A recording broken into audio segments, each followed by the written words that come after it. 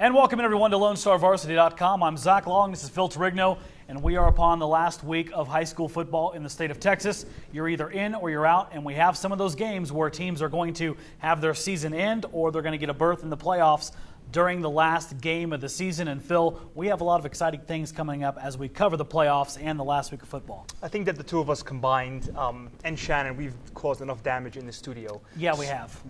So I think that next week we'll take it outside to one of the playoff locations, someplace nearby, get some fresh air, and do the show from there. I think that'll be pretty interesting. Also, you're going to put your money where your mouth is and start doing some picks in a very fun format I'm excited about. We've gotten, good feedback about the video stuff that we've done, and I was thinking of ways that, we could work in another video element. So we are going to come up with the Lone Star Varsity Minute. Okay, so every Friday afternoon, I'm going to have a video that's 1 minute long, so you can watch it on your, mobile devices. You're headed out to the games. I will make all of my picks, for the games that evening. They're going to enjoy a 1 minute format, not me running my mouth for 8.5 minutes, right? And also, if they disagree with my picks, they'll have a good idea of what I look like. So when they see me out at the game, there you go. You can yell at Phil. That's a great arrangement for everyone. All right, Phil. Before we get you yelled at, let's go through some of the storylines of last week and entering this last week of football.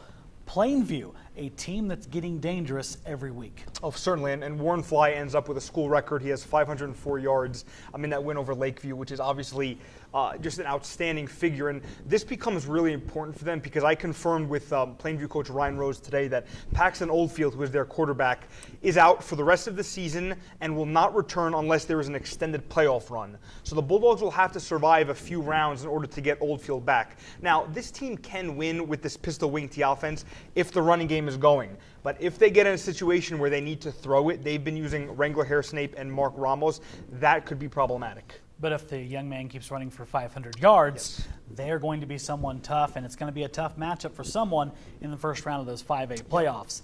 Phil, inside LISD, maybe quietly, maybe not so quietly, Estacado just taking care of business right now. They've just continued to win, for several of the last weeks. I mean, they haven't really gotten tripped up. They're 8-2 at the moment. They finished undefeated in district play. What was huge for them, I thought, was getting, as we spoke last week, Zach, about what was essentially their fourth and fifth running backs around Jalen Tennyson, and you didn't notice a drop-off. Now, the third string running back, who hadn't gotten a lot of time the past few weeks, comes back, and that's David Smith. He goes for roughly 160 yards and 3 touchdowns. That's huge to have another playmaker in there. He's a little bit of a different back than Avion Williams is in terms of he's very lithe and very quick, and I think that's an excellent element for them to have. And they get a week to rest. They are off this final week, so they will be primed and ready to go for that first-round playoff game next week. On the show last week, you warned us about Cooper's run defense. You had the genie and the ball effect going on because you were dead on.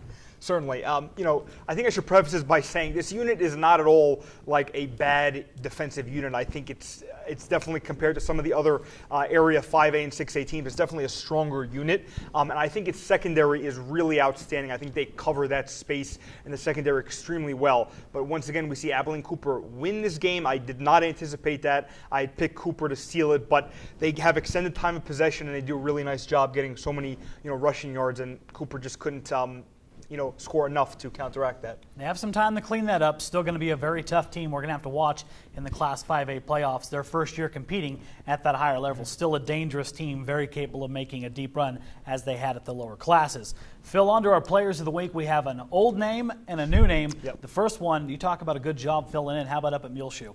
Yeah, Kagan Gonzalez. This is a pretty interesting storyline.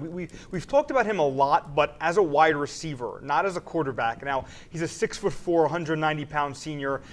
The reason he gets those full-time responsibilities now under center is because Danny Campos, who is the outstanding quarterback for Muleshoe, he may, though, throw too many interceptions. I don't think that Coach David Wood likes that facet of his game, but he's still developing, and Campos has enormous promise. But he gets hurt 2 weeks ago, so now the Mules turn to Gonzalez, who's done a very strong job, particularly running the ball, and they haven't missed a beat. And we'll talk about what they have coming this week because that's going to be a fun one. Yeah. The old name we mentioned, Corey Kyle at Seagraves, just continue to do Corey Kyle things. 371 yards on 17 carries for 5 touchdowns. There's not much more that we can say about a performance like that. It's absolutely outstanding.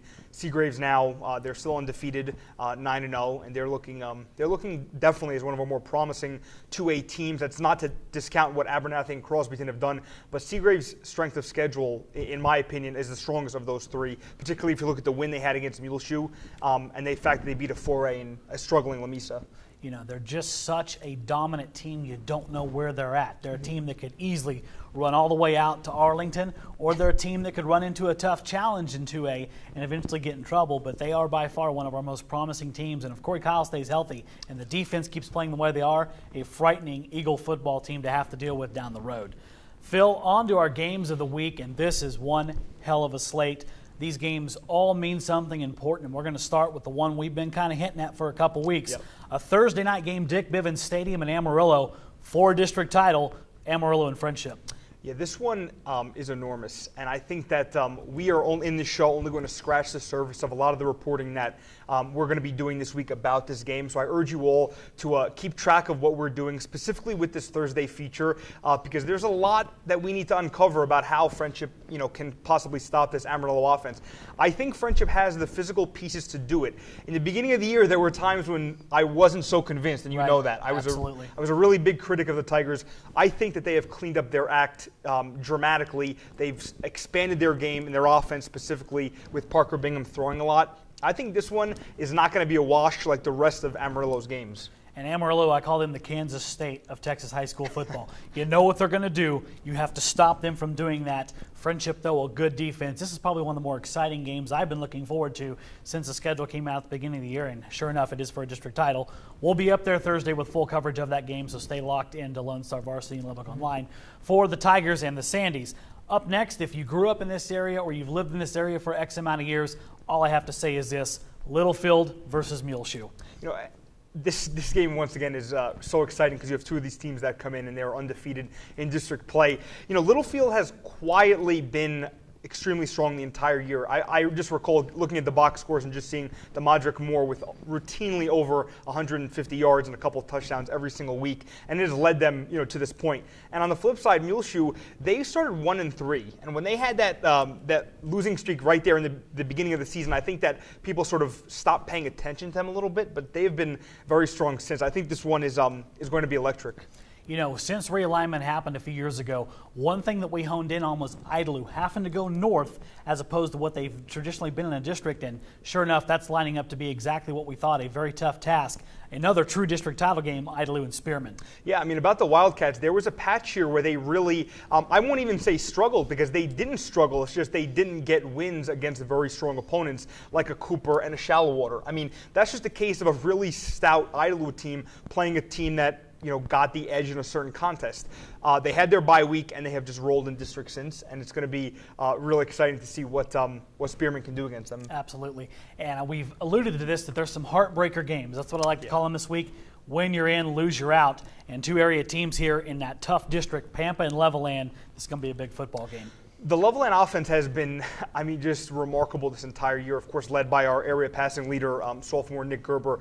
I think that what's so fascinating about them is although they've scored so many points week in and week out, they haven't escaped with a lot of wins, and they've really struggled in district play. I didn't anticipate that for them. I thought that maybe Estacado alone would give them some trouble, and I thought they would roll. Otherwise, that hasn't been the case at all, and Pampa has turned around and gotten some wins here too. So this one, it's obviously enormous. There might be a few points scored in that football game. Coach Pointer, of course, formerly at Roosevelt, now at Pampa, runs that wide open air raid offense. Levelland's going to chuck the ball up and down the field. Could be a really good underrated game, and like I said, a lot of emotion in that game because some of those young men's season going to come to an end right there when that clock reads zeros. That's a tough thing to deal with, but hey, that's why we cover this. High school football, it's a lot of emotion, and that's why people are so jazzed about it. Yep. And we are extremely excited about all the coverage we have this week. We are getting to a lot of football games, folks. We'll be up in Amarillo Thursday. We'll be here Thursday night, Lubbock High. They moved that game, correct, Phil? Correct, it's Thursday. Give them the information on that because that is important right there. That game originally scheduled for... Definitely, there was going to be a doubleheader, Monterey and Tascosa, and then Plainview Lubbock.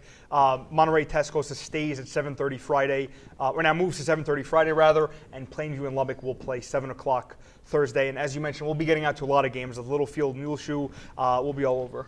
All the more reason to stay locked into LubbockOnline.com and LonestarVarsity.com. Phil Trigno and all of our talented sports staff. A ton of high school football coverage, and then we'll be right back next week From a special surprise location getting you ready for the playoffs, that's where everyone gets excited and someone tries to make a march to that big giant stadium in Arlington, Texas. But let's not get ahead of ourselves. First up, final week in the first round. That's going to do it for this episode, though. That is Phil Torigno. I'm Zach Long, and you're on LonestarVarsity.com.